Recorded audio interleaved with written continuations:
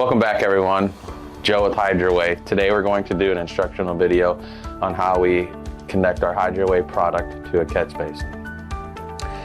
You would have your 6-inch Hydraway and your 6-inch end out.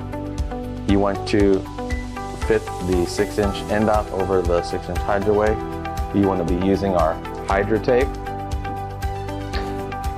We want to make sure that we cover 5 to 6 inches over those inseams so it gets a good secure fit.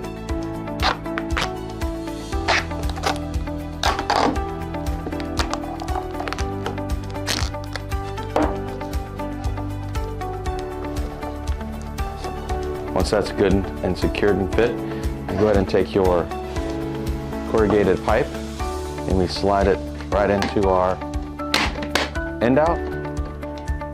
And then you would go ahead and connect that corrugated pipe right over the top of the catch basin.